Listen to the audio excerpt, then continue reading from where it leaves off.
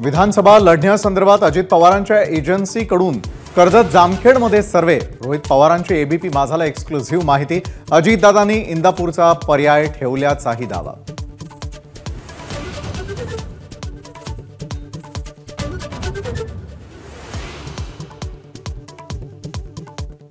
शरद पवारांसोबत जाणार का या प्रश्नावर अजित पवारांचं नो कॉमेंट। बारामतीमध्ये सुळेंविरोधात सुनेत्रा पवारांना उभं करणं ही चूक, अजितदादांकडून पुनरुच्चार।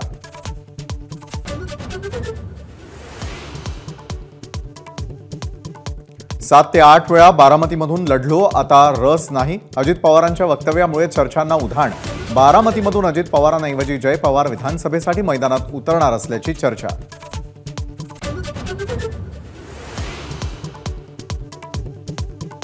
मंत्रिमंडळाच्या बैठकीमध्ये अजितदादा शिंदेनंतर कृषी विभागाच्या सचिवांवरूनही वादाचा अंक, तर लाडकी बहीण योजनेवरून महिला बालकल्याण आणि तंत्रज्ञान विभागाच्या सचिवांमध्ये खटका, पण सरकारकडून खंडन।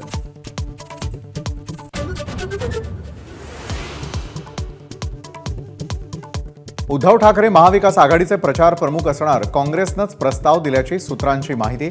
मुख्यमंत्री पदाचा चेहरा मात्र निवडणुकीनंतरच ठरण्याची शक्यता।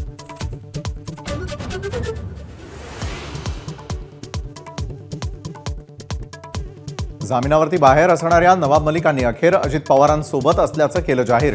मलिकांच्या एक्स पोस्टच्या प्रोफाईलमध्ये घड्याळाचं चिन्ह। भाजप काय भूमिका घेणार याकडे लक्ष।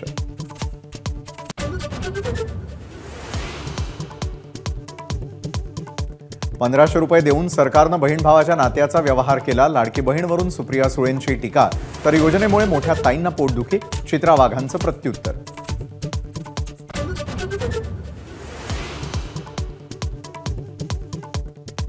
लाल किल्ल्याच्या भाषणामध्ये पंतप्रधान नरेंद्र मोदींकडून सेक्युलर सिव्हिल कोडचा उल्लेख।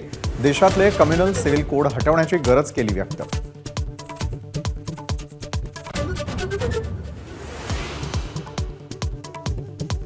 कोलकात्याच्या रुग्णालयामधील तोडफोडीमागे वाम आणि राम, मुख्यमंत्री ममता बॅनर्जी यांचं वादग्रस्त वक्तव्य।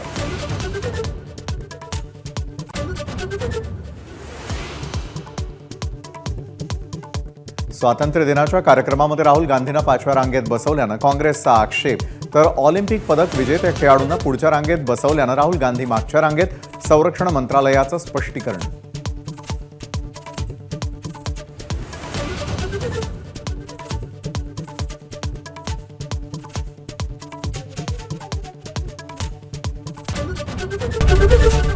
एबीपी माझा, उघडा डोळे बघा नीट।